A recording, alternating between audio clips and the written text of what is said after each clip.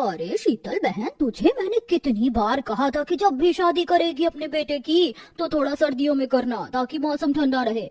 अब तुम्हारी वजह से हमें गर्मी में इतनी परेशानियां देखनी पड़ेंगी। ऊपर से तुम्हारे घर में एक ही पंखा है, वो भी कभी चलता है कभी नहीं चलता। अरे दीदी, तुम परेशान क्यों होती हो?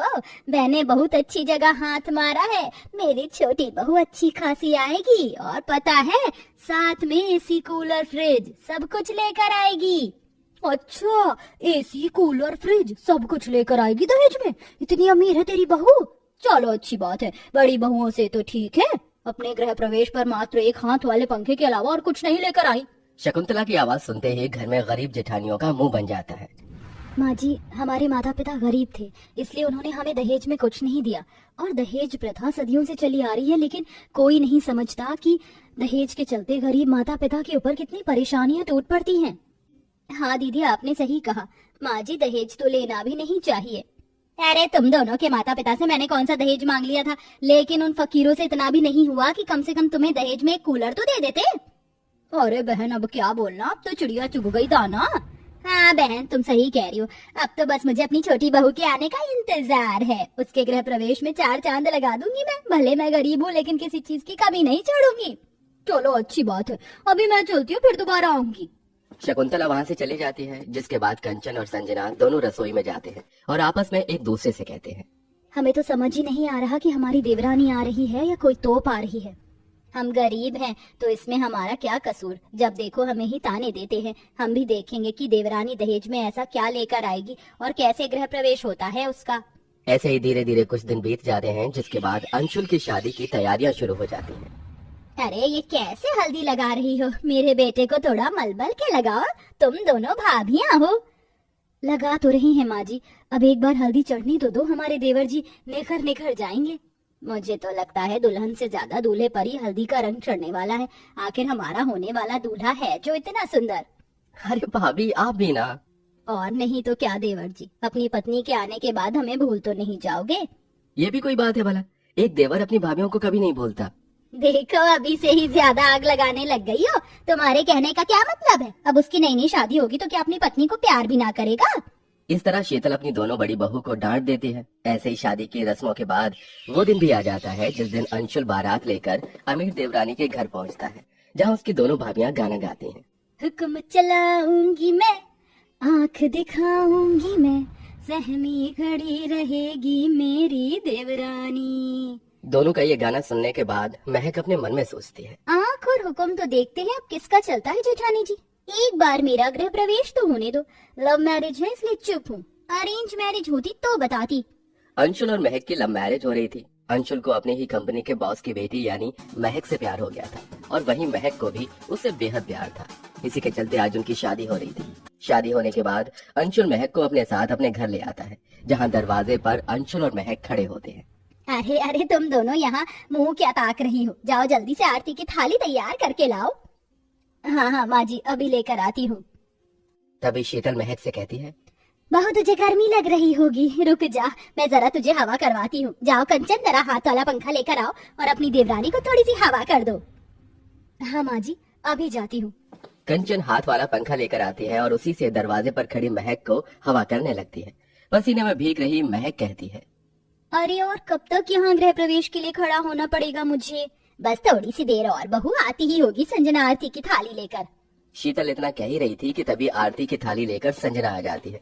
अब सास अपनी नई बहू की आरती उतारना शुरू कर देती है।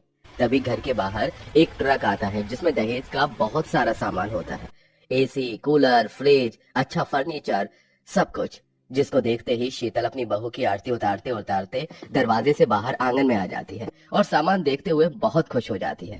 हे प्रभु, हे ईश्वर, तूने तो साफ साफ देवी को मेरे घर भेजा है। अपने साथ क्या क्या लेकर आई है? AC, cooler, fridge, furniture, bed, अलमारी, सब कुछ है। कुर्सियाँ भी गद्देदार है। मेरा तो भाग्य ही खुल गया।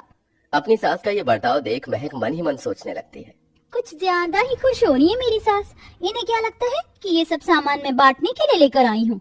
ये सब तो मेरा है और मेरे कमरे में ही रहेगा। तभी अंशुल अपनी माँ को आवाज लगाकर कहता है, माँ, ये सब सामान तो घर में ही आएगा, पहले आप गृह प्रवेश तो कर दीजिए। इस तरह बहुत खुशियों के साथ शीतल अपनी नई छोटी बहू का गृह प्रवेश करके उसे घर के अंदर लेकर आती है। साथ में उसके लिए बढ़िया बढ़िया पकवान भी बनवाती है। अरे अरे, तुम दोनों फिर से बैठ गई। चलो अपनी देवरानी के लिए कुछ अच्छा खाने के लिए लेकर आओ। माँ जी गर्मी तो देखो, थोड़ी देर आराम से बैठने दोगे या नहीं? वैसे माँ जी हमारे गृह प्रवेश के बाद आपने इतनी खातिरदारी तो हमारी नहीं की थी।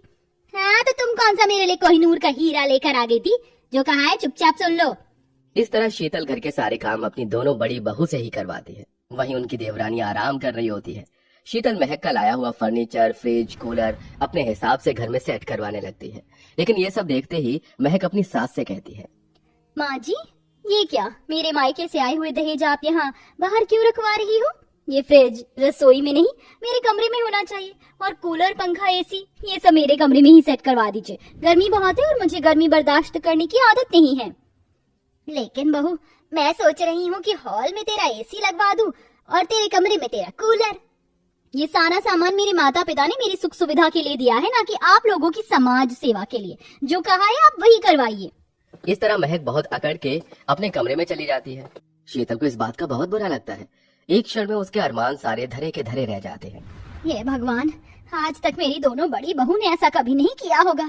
खैर कोई बात नहीं, सामान हॉल में रहे या फिर बहू के कमरे में क्या फर्क पड़ता है। मुझे इस्तेमाल करने का मन होगा तो बहू के कमरे में ही चली जाऊंगी।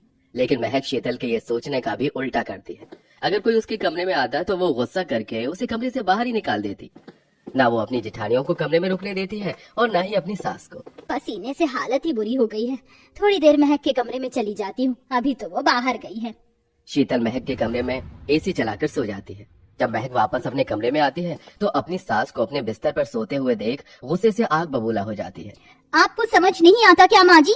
कहा था ना मेरे कमरे में मत आना, लेकिन आप नहीं मानी। चलो अपने कमरे में जाओ और दोबारा मेरे कमरे में मत आना। लेकिन बहू, बाहर बहुत गर्मी है। तो मैं क्या करूं? मैंने क्या ठेका लिया है आपकी गर्मी को दूर करने का? इस तरह शीतल महक की बातें सुनकर कमरे से बाहर आ जाती है, जहाँ हॉल में गर्मी से उसकी बड़ी बहू हाथ वाले पंखे से अपने आप को हवा कर रही होती है। अपनी सास की हालत देखकर वो दोनों अपनी सास को अपने पास ही बुला लेती हैं और अपने हाथों से उनको हवा करने लगती हैं। माँ जी आप चिंता मत कीजिए, जैसे ही मेरे उनको तनख्वाह मिलेगी मैं आपके कमरे में एसी लगवाऊंगी। हाँ दीदी, मैं भी आपकी मदद करवा दूंगी। इस तरह देवरानी और सास तीनों की गर्मी में बहुत ज्यादा बुरी हालत हो जाती है और इसी के चलते गर्मी से उनकी तबीयत भी खराब हो जाती है। जेठानियों को लूज मोशन लग जाते हैं तो वहीं सास को सर्द गर्मी हो जाती है। उनकी हालत देखते ही अंशुल सब समझ जाता है और अपनी पत्नी से कहता है, आज अगर तुमने अपने दहेज में लाए हुए सामान का घमंड न दिखाया होता तो मेरी भाभीियों और मेरी माँ की हालत ऐसी नहीं होती। उनकी तबीयत खराब होने की जिम्मेदार सिर्फ तुम हो। तुम्हारी इस हरकत से पता चलता है कि तुम मेरी पत्नी बनने के लायक ही नहीं थी। अंशुल के इस तरह कहने से महक को अपनी गलती का पछतावा होने लगता है, जिसके बाद वो एसी वाले को बुलाकर हॉल में एसी लगवा देती है और खुद अपनी जेठानी और सास की सेवा करती है। कुछ समय में वो लोग ठीक हो जाते हैं, जिसके चलते अमीर देवरानी उनसे माफी मांगती है। जेठानी जी, माँ जी, मुझे माफ कर दीजिए। मुझे आप लोगों के साथ ऐसा बर्ताव नहीं करना चाहिए था। आइंदा मैं आप लोगों को किसी भी चीज के लिए मना नहीं करूंगी। मेरे दहेज में आया वो हर एक सामान आप लोग इस्तेमाल कर सकते हो। उस दिन के बाद से महक सबके साथ मिलजुल कर रहने लगती है। गर्मी में राहत मिलने के चलते अब सब खुशी खुशी रहते हैं।